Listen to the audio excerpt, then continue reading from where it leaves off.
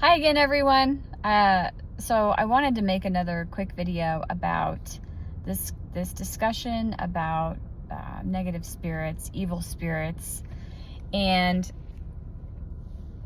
kind of this idea that we need to spend a lot of time fighting evil spirits and protecting ourselves from evil spirits, and kind of clear some of that up so you can better direct some of your energy and make better use of your energy. So I want to just kind of throw something out there, and this may rattle some people, and that's okay. There is no such thing as an evil spirit.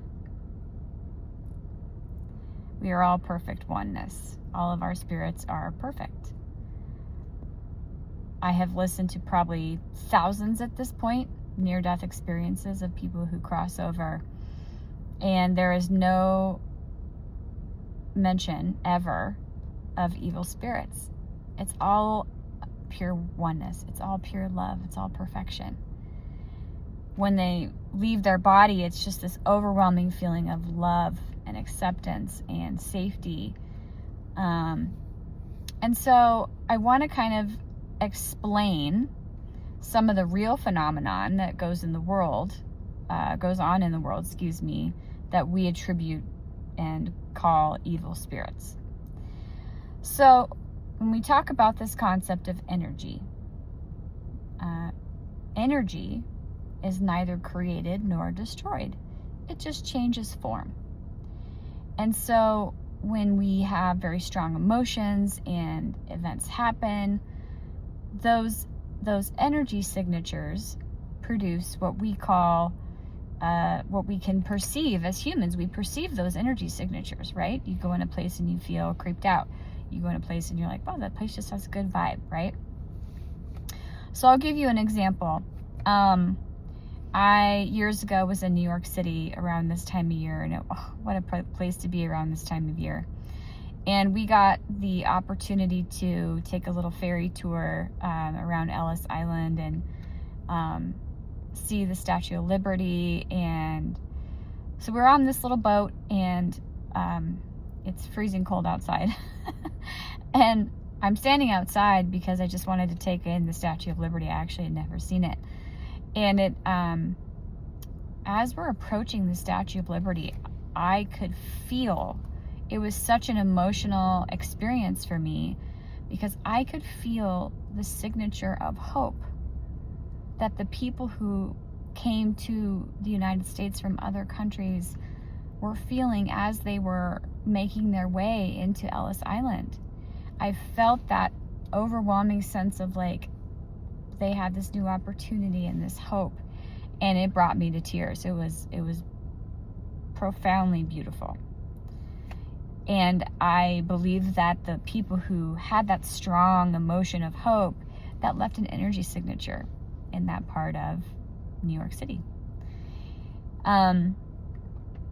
Also, I think these stories of places being haunted, or we have a bad vibe in a place, it just means that there's a negative energy signature there.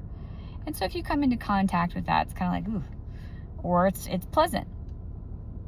But it's not something you need to go fighting and protecting yourself, against evil spirits.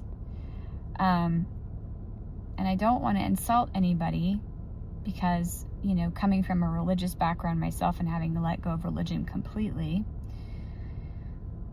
it is the grown-up version of cops and robbers when we're out there fighting or trying to protect ourselves against evil spirits. That's just a not good use of your time. You could devote that time and energy into visualizing the life that you want. And so when we talk about, so how do we handle it, right? So yes, there are negative energies in the world, right? Energy signatures that have been left by humans. Some people have negative energies around them, and we say negative is just low vibration. It's not necessarily bad because everybody's on their own path, right? But it's a low vibration energy that does not feel good. The lower vibrations don't feel good, higher vibrations feel good. So we associate the term negative energy to a lower vibration energy, right? So if any energy is neither created nor destroyed, it just changes form.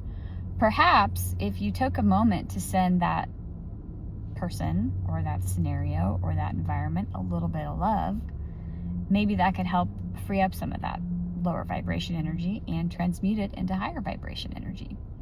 And how do we increase the vibration of anything? Through perfect love, which we are, that perfect spirit that we are.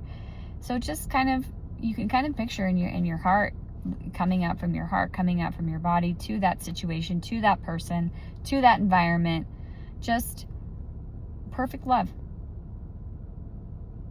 unconditional love. And if you feel like you don't want to experience it, you can just picture that love surrounding you, so that energy kind of bounces off of you and is transmuted back into love. And so, and the other thing is, when you know that there's no such thing as an evil spirit, I think it frees up a lot of fear, because you don't need to worry that there's some force out there trying to sabotage your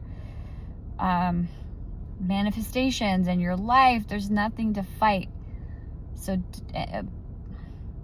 the only thing to fight is what you're creating a fight with. So if you want to go play cops and robbers, that's okay. You will manifest robbers, not literally, but you will manifest lower vibrational energy to fight if that's what you're after, because perfect love is always creating from you. So if it sees that, okay, this person would like to go and pretend to fight negative spirits, we will produce an environment to where they feel like they're doing that. So wouldn't you much rather do something that is productive? Wouldn't you much rather create the life that you really want? Wouldn't you much rather send people love and experience love in a more positive way? So hopefully that's helpful. I'm sorry if it rattled your cage. But I think if it did rattle your cage, I would really encourage you to go explore some near-death experiences, because I think your eyes are going to be opened in a really, really beautiful way. And you don't have to fear. The only thing to fear is fear itself. And fear, it comes from a knowingness of separation, meaning I am not part of that God source, and I have to protect myself and my family against evil forces or whatever it happens to be. So, spend your time doing something more productive. Love you guys. Talk to you soon.